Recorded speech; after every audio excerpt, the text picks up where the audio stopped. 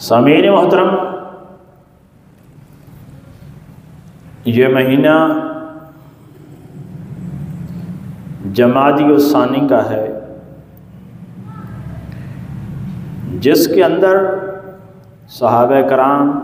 اور خصوصاً صدیق اکبر رضی اللہ تعالی عنہ کی شان اقدس بیان کی جاتی ہے۔ تو آج میری تقریر کا موضوع ہے شان صحابہ کرام رضوان اللہ تعالی علیہم اجمعین۔ جب صحابہ کرام کی شان ہمیں سمجھ آ جائے گی تو پھر ہر صحابی کی اور خصوصاً صدیق اکبر کا مقام اور ان کی شان سمجھ آ جائے گی کہ اللہ رب العزت کے محبوب نے صدیق اکبر رضی اللہ تعالیٰ عنہ کو کیسا نوازا ہے۔ سامعین محترم، توجہ کرنا،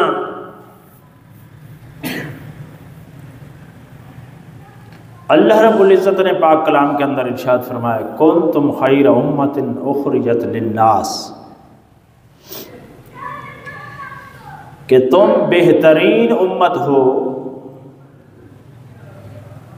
جو لوگوں کے لیے نکالی گئی ہے، یعنی ظاہر ہوئی ہے اس آیت کریمہ کے حصے کے اندر اللہ رب العزت نے اس امت کی فضیلت بیان فرمائی، اور امت کے بہت سارے لوگ ہیں، لیکن امت میں سے بہترین جو جماعت ہے وہ صحابہ کرام کی جماعت ہے۔ تو سامعین محترم، یہ وہ مقدس جماعت ہے جن کا کردار بھی بے مثال ہے، جن کا اخلاق بھی بے مثال ہے، جن کی ہمدردی اور احساس بھی بے مثال ہے۔ ان میں سے کچھ مہاجرین ہیں، کچھ انصار ہیں،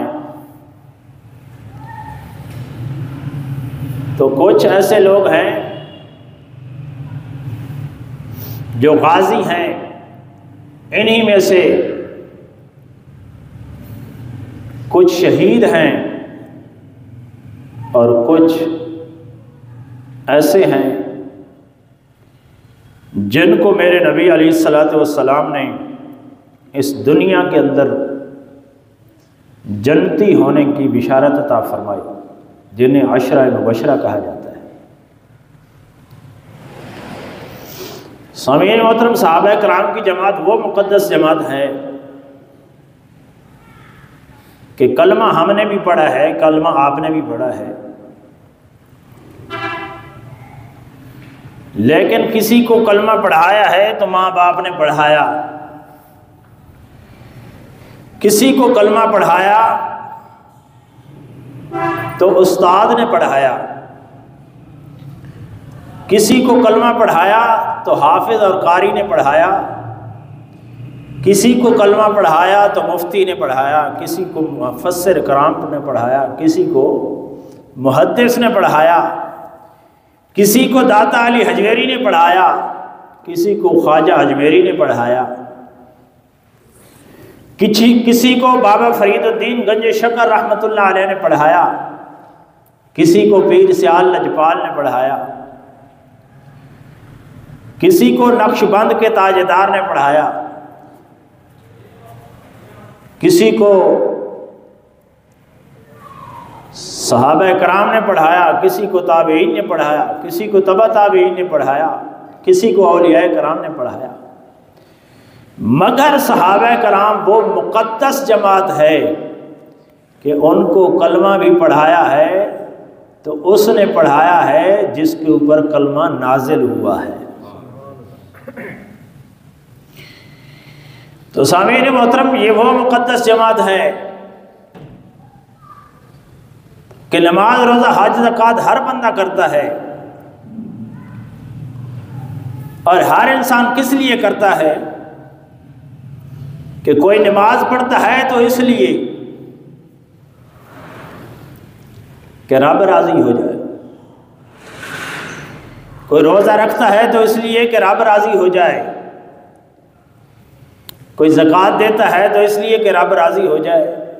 سخی سخاوت کرتا ہے تو رب راضی ہو جائے، قاری قرآن پڑھتا ہے تو رب راضی ہو جائے۔ مگر آج تک رب نے اعلان نہیں فرمایا کہ میں راضی ہوں کہ نہیں۔ لیکن صحابہ کرام وہ مقدس جماعت ہے کہ جنہوں نے عمل کیا تو رب نے اعلان فرما دیا رضی اللہ عنہم ورضوا عنہ کہ میں تم سے راضی ہو گیا ہوں اور تم مجھ سے راضی ہو گئے۔ تو سامعین محترم، صحابی وہ ہوتا ہے جو ایمان کی حالت میں حضور صلی اللہ علیہ وسلم کے والضحیٰ چہرے کی زیارت کرتا ہے، اس کو صحابی کہتے ہیں۔ ایمان کی حالت میں جو بندہ حضور سید عالم صلی اللہ علیہ وسلم کا دیدار اقدس کرتا ہے، رب تعالیٰ اسے صحابیت کا درجہ عطا فرما دیتا ہے۔ تو سامعین محترم، حضور سید عالم صلی اللہ علیہ وسلم نے فرمایا، حضرت عبداللہ بن مغفل مزنی رضی اللہ تعالیٰ عنہ روایت کرتے ہیں کہ حضور صلی اللہ علیہ وسلم نے فرمایا اللہ سے ڈرو، اور خصوصاً میرے صحابہ کے بارے میں اللہ سے ڈرو، کیونکہ تم میرے صحابہ سے محبت کرتے ہو تو میری ساتھ محبت کرنے کی وجہ سے ان سے محبت کرتے ہو، اگر تم ان سے عداوت کرتے ہو تو میرے ساتھ عداوت رکھنے کی وجہ سے ان سے عداوت کرتے ہو، اور جو میرے صحابہ کو تکلیف پہنچاتا ہے وہ ایسے ہے جیسے اس نے مجھے تکلیف پہنچائی ہے، اور جس نے مجھے تکلیف پہنچائی وہ ایسے ہے کہ اس نے رب کو تکلیف پہنچائی، اور جس نے رب کو تکلیف پہنچائی قریب ہے کہ رب تعالیٰ کا عذاب اس پر نازل ہو جائے۔ تو سامعین محترم، وہ خوش نصیب صحابہ تھے جن کی پروٹیکشن، جن کی ناموس کی حفاظت رب کا محبوب فرما رہا ہے۔ اور کیوں؟ اس لیے کہ انہوں نے ایمان کے ساتھ سرکار کے چہرے والضحیٰ کی زیارت فرمائی ہے۔ اس لیے کہتے ہیں صحابہ وہ صحابہ جن کو ہر صبح عید ہوتی تھی، نبی کا ذکر کرتے تھے، نبی کی دید ہوتی تھی۔ حال کے کائنات نے ارشاد فرمایا، صحابہ کرام کی جان شان کے اندر سامعین محترم بہت ساری آیت کریمہ قرآن پاک کے اندر موجود ہیں، لیکن چند آیت کریمہ میں بھی عرض کرنا چاہتا ہوں کہ رب تعالی نے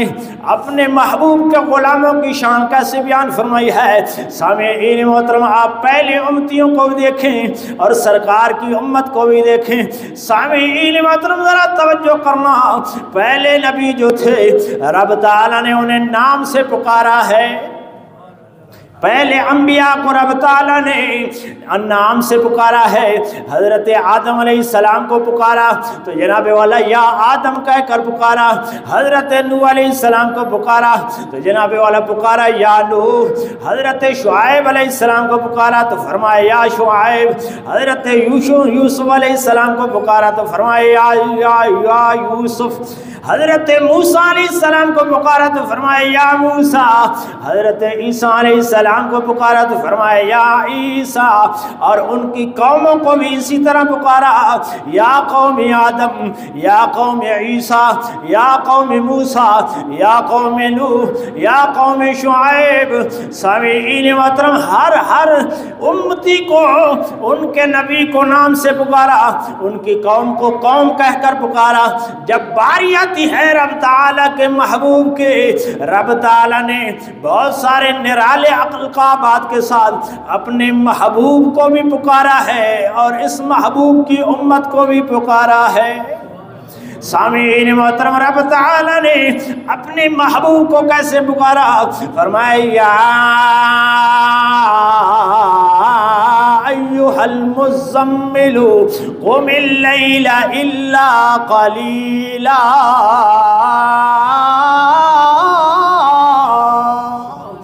رب تعالیٰ نے اپنے محبوب کو پکارا یا ایھا المدثر،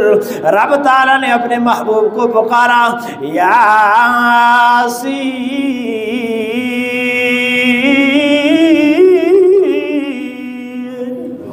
سامعین محترم، جب اس محبوب کی امت کی باری آئی تو یا قوم محمد نہیں پکارا، بلکہ فرمایا یا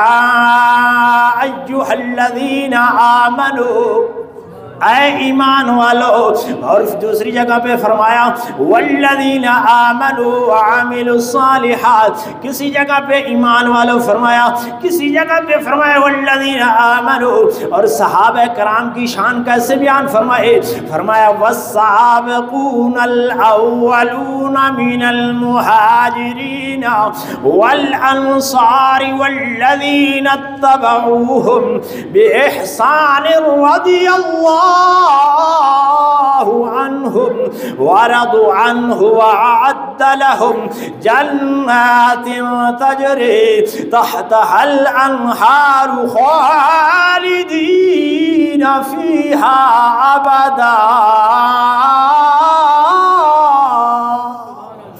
رب تعالیٰ فرماتا ہے میرے محبوب کے جو صحابہ ہیں غلام ہیں، ان میں سے کچھ مہاجرین ہیں، کچھ جناب والا انصار ہیں، اور کچھ ایسے ہیں جن کے بارے میں رب تعالیٰ نے کیا فرمایا؟ رضی اللہ تعالی عنہم ورضوا عنہ، اور یہ وہ صحابہ ہیں جن کے بارے میں رب تعالیٰ قرآن پاک کے اندر شان بیان کر رہا ہے۔ فرمایا یہ وہ لوگ ہیں، یہ وہ ہستیاں ہیں جن کے بارے میں رب تعالیٰ نے جنت کو تیار فرما رکھا ہے۔ دوسری جگہ پہ ارشاد فرمایا والذین آمنوا وہاجروا وجاہدوا فی سبیل اللہ والذین آووا ونصروا اولئک هم المؤمنون حقا۔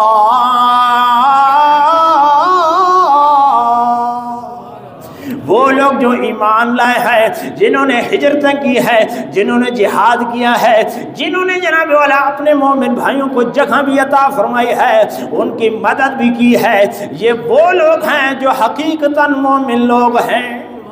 صحابہ کرام کی یہ شان ہے، رب تعالیٰ کا قرآن بیان کر رہا ہے۔ سامعین محترم، صرف اتنی شان نہیں، میری نبی علیہ السلام کی اس مقدس جماعت صحابہ کرام کی یہ شان ہے کہ جناب والا حضرت عیسیٰ علیہ السلام اللہ کے بڑے جلیل القدر نبی گزرے ہیں، ان کی بھی امت تھی، اور رب تعالیٰ نے انہیں بڑے بڑے معجزے عطا فرمائے ہیں۔ وہ جناب والا ہاتھ مارتے تھے، بیمار کو شفا عطا فرما دیتے تھے، اور جناب والا اندھوں کو آنکھیں عطا فرما دیتے تھے، اور جناب والا مردوں کو بھی زندہ فرما دیتے تھے۔ یہ حضرت عیسیٰ علیہ السلام کی شان تھی۔ حضرت عیسیٰ علیہ السلام کی امت ان کی بارگاہ کے اندر آتی تھی، حضرت عیسیٰ علیہ السلام سے شفا بھی حاصل کرتی تھی، مردے بھی زندہ کراتے تھے، اور جناب والا حضرت عیسیٰ علیہ السلام سے یہ کہتے تھے ہمیں جناب والا آنکھیں بھی عطا فرما، انہیں آنکھیں بھی عطا فرماتے تھے۔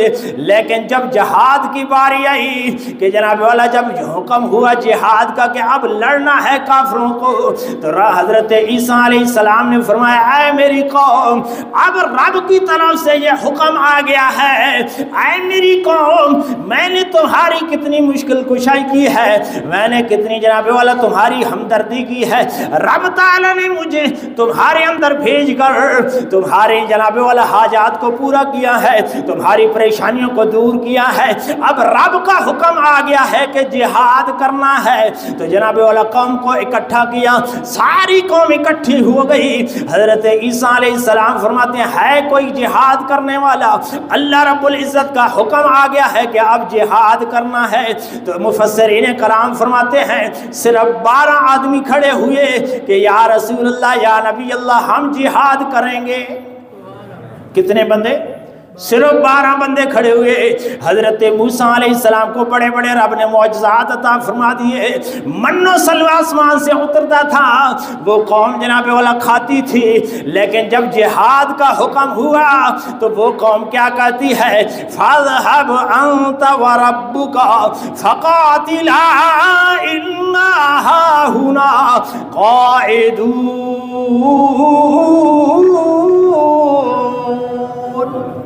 یہی موسیٰ علیہ السلام کی قوم جو من و سلوہ کھا کھا کر جناب والا موٹے ہو گئے، تازے ہو گئے، ان کی صحت تو اچھی تھی، لیکن جب جہاد کا حکم ہوا تو یہی موسیٰ علیہ السلام کی قوم کہتی ہے اے موسیٰ تو لڑے یا تیرا رب لڑے، ساڈے کو نہیں لڑیا جاندہ. جب قوم کھا کھا کے اس طرح ہو جائے تو پھر اسی طرح حالت ہوتی ہے جس طرح فلسطینیوں دا حالت ہو رہی ہے. تو سامعین محترم، حضرت موسیٰ علیہ السلام کی قوم جناب والا من و سلوہ کھا کھا کر جب موٹی ہو گئی، جہاد کا حکم ہوا تو جناب والا انہوں نے کیا کہا کہ ہم تو نہیں لڑ سکتے، یہ آپ لڑے جائے یا آپ کا رب لڑے، لیکن قربان جاؤں میں اپنے نبی کے غلاموں پر، صدیق اکبر پر، فاروق اعظم پر، حضرت عثمان غنی پر، حضرت علی المرتضی شیر خدا پر، حضرت بلال حبشی پر، حضرت ابو ہریرہ پر. آؤ دیکھتے ہیں میرے نبی کے غلاموں نے دین کی پروٹیکشن کیسے کی ہے اور میرے نبی کی ناموس کی کیسے پروٹیکشن فرمائی ہے. سامعین محترم ذرا توجہ کرنا، جب جناب والا جنگ بدر کے بارے میں حضور صلی اللہ علیہ وسلم نے اپنے صحابہ کرام کو بلایا ہے، میرے صحابہ جہاد کا حکم آ گیا ہے اور بدر کا میدان سجنے والا ہے، اب تمہاری کیا رائے ہے؟ حضرت فاروق اعظم ہاتھ باندھ دیتے ہیں، حضرت عمر فاروق جناب والا ہاتھ باندھ کر عرض کرتے ہیں، حضرت صدیق اکبر ہاتھ باندھ کر عرض کرتے ہیں یا رسول اللہ صلی اللہ علیہ وسلم یہ پوچھنے والی بات نہیں، یا رسول اللہ آپ حکم کرتے جائیں گے، ہم اپنی گردنیں آپ کے قدموں میں رکھ کر قربان کرتے جائیں گے. حضرت مقداد رضی اللہ تعالیٰ عنہ عرض کرتے ہیں یا رسول اللہ صلی اللہ علیہ وسلم آپ تو پوچھ رہے ہیں کہ جہاد کرنا ہے کہ نہیں، کیا مشورہ ہے؟ یا رسول اللہ صلی اللہ علیہ وسلم آپ پوچھے نہیں بلکہ حکم کریں کہ یہ کام کرنا ہے. یا رسول اللہ صلی اللہ علیہ وسلم ہم آپ کے آگے ہو کر لڑیں گے، آپ کے پیچھے ہو کر لڑیں گے، دائیں ہو کر لڑیں گے، بائیں ہو کر لڑیں گے، چاروں طرف یا رسول اللہ پھر کر آپ کو تکلیف نہیں آنے دیں گے، بلکہ اللہ اور اس کے رسول کے قدموں پر یا جناب والا اپنی جانیں قربان کر دیں گے، اپنی مال قربان کر دیں گے، اپنی اولادیں قربان کر دیں گے. حضور صلی اللہ علیہ وسلم کے غلاموں، یہ وہ غلام ہیں جنہوں نے حضور صلی اللہ علیہ وسلم سے یہ نہیں مانگا کہ ہمیں سکون چاہیے، ہمیں عیاشی چاہیے، ہمیں چین چاہیے، ہمیں دنیا کی زندگی چاہیے، نہیں، بلکہ وہ کیا کہہ رہے ہیں یا رسول اللہ صلی اللہ علیہ وسلم ہم موسیٰ علیہ السلام کی قوم کی طرح نہیں ہیں، جس طرح موسیٰ علیہ السلام کی قوم نے کہا تھا کہ آپ لڑیں یا آپ کا رب لڑے، بلکہ ہم تو یا رسول اللہ آپ کے غلام ہیں، آپ اشارہ کرتے جائیں گے ہماری گردنیں کٹتی جائیں گی. اللہ اکبر، سبحان اللہ. نکل جائے دم تیری قدموں میں یہی حسرت ہے، یہی ہماری آرزو ہے. حضرت ابوبکر صدیق رضی اللہ تعالیٰ عنہ ہجرت کی رات جب جناب والا مدینہ شریف ہجرت کر کے جا رہے ہیں، کبھی جناب والا حضرت صدیق اکبر آگے جاتے ہیں، کبھی پیچھے جاتے ہیں. حضور صلی اللہ علیہ وسلم نے پوچھا اے ابو بکر کبھی آگے آ جاتے ہو کبھی پیچھے آ جاتے ہو، وجہ کیا ہے؟ عرض کرتے ہیں یا رسول اللہ صلی اللہ علیہ وسلم جب مجھے خطرہ پڑتا ہے کہ پیچھے سے دشمن نہ آ جائے تو میں پیچھے آ جاتا ہوں، جب مجھے خطرہ پڑتا ہے کہ آگے کوئی دشمن نہ آ جائے یا رسول اللہ صلی اللہ علیہ وسلم میں اپنا سینہ آگے کر لیتا ہوں تاکہ یا رسول اللہ آپ کو تکلیف نہیں ہونی چاہیے. یہ ہے وہ جذبہ، یہ ہے وہ شوق جہاد جو ہمیں جناب والا سرکار کے غلاموں نے سکھایا ہے۔ حضرت ابوبکر صدیق رضی اللہ تعالیٰ عنہ جب غار کے منہ پہ پہنچتے ہیں، عرض کرتے ہیں یا رسول اللہ آپ ٹھہر جائیں، آپ ٹھہر جائیں۔ حضور صلی اللہ علیہ وسلم وہاں پہ رک جاتے ہیں۔ ایک ہے ہجرت کی رات، ایک ہے معراج کی رات۔ معراج کی رات پہ جبریل رک گئے، جناب والا ہجرت کی رات میرے نبی رک گئے۔ معراج کی رات سدرۃ المنتہا پہ جبرائیل امین رک گئے، عرض کرتے ہیں یا رسول اللہ صلی اللہ علیہ وسلم میں آگے نہیں جا سکتا کیونکہ میرے جان اور پل جل جائیں گے۔ ادھر صدیق اکبر عرض کرتے ہیں یا رسول اللہ آپ رک جائیں، میں ذرا صفائی کر لوں۔ ادھر جبرائیل امین ہے، ادھر صدیق اکبر ہے۔ وہ معراج کی رات ہے، یہ ہجرت کی رات ہے۔ صدیق اکبر بتانا چاہتے ہیں اے میرے نبی کے غلاموں، غلامی کا حق یہ ہے کہ جان نہیں بچانی چاہیے بلکہ اپنے نبی کے قدموں پہ قربان کر دینی چاہیے۔ اللہ اکبر۔ تو صدیق اکبر نے ہمیں یہ سبق دیا کہ ہجرت کی رات سرکار کو روک دیا کہ یا رسول اللہ آپ رک جائیں کیونکہ غار ہے، میں نے صفائی کرنی ہے، کوئی موذی جانور نہ ہو۔ تو حضور صلی اللہ علیہ وسلم رک جاتے ہیں، اندر جاتے ہیں، سوراخوں کے اندر کپڑے ڈالتے ہیں اور ایک سوراخ کے اوپر اپنی ایڑی رکھتے ہیں اور ایڑی رکھ کے دنیا والوں کو بتاتے ہیں کہ اے دنیا والوں یہ جان کی قیمت کم ہے، اگر اس جان کی قیمت لگوانی ہے تو پھر اپنے نبی پر یہ جان قربان کر دو، دنیا تمہاری جان کی قیمت لگا دے گی۔ دنیا تمہیں بتائے گی کہ تمہاری اگر جان کی قیمت اس وقت ہوگی جب آپ سرکار کے قدموں پہ یہ جان قربان کر دیں گے۔ اگر جان کو پیارا کیا اور دین کو پیارا نہ کیا اور دین کے پڑخچے اڑتے رہے اور عزتوں کے پڑخچے اڑتے رہے اور حضور صلی اللہ علیہ وسلم کی ناموس کے اوپر حملے ہوتے رہے، ختم نبوت کے حملے ہوتے رہے اور ہم اپنی جانوں کو پیارا کر کے اپنے گھروں کے اندر بیٹھے رہے تو پھر وہی حال ہوگا آج جو مسلمانوں کا حال ہو رہا ہے۔ اگر آج ہماری جانیں اور ملک اور ایمان بچا ہوا ہے تو یہ ایسے بچا ہوا نہیں ہے بلکہ یہ اس کے پیچھے غازی علم و دین کا خون موجود ہے، صدیق اکبر کا خون موجود ہے، عمر فاروق کا خون موجود ہے، اس کے پیچھے عبدالستار خان نیازی کی قربانیاں موجود ہیں اور اس کے پیچھے شاہ نورانی صاحب کی جناب والا قربانیاں موجود ہیں۔ آج اگر یہ ملک اور ہمارا ایمان سلامت ہے تو یہ علماء کرام کی قربانیاں ہیں جس کی وجہ سے آج ہمارا ایمان بھی بچا ہوا ہے اور آج ہمارا پاکستان بھی بچا ہوا ہے۔ تو سامعین محترم، یہ صدیق اکبر نے ہمیں ایمان کی ڈیفینیشن بتا دی ہے کہ صدیق اکبر نے بتا دیا کہ ہمیں جان پیاری نہیں ہے، ہمیں ایمان پیارا ہے۔ ہم اپنی جان اس وقت تک قربان کر سکتے ہیں جب تک ہمارے نبی پر اگر کوئی بندہ انگلی اٹھائے گا تو ہم اپنی جانیں قربان کر دیں گے، صرف جانیں نہیں مال اور اولاد بھی قربان کر دیں گے۔ تو صدیق اکبر نے قربان کر کے دکھایا۔ یہ انشاءاللہ اگلے جمعے کو ہم پڑھیں گے اور سنیں گے کہ صدیق اکبر نے کیسی قربانیاں دی اور رب تعالیٰ نے اور رب کے محبوب نے انہیں کیسا مقام عطا فرمایا۔ وآخر دعوانا ان الحمدللہ۔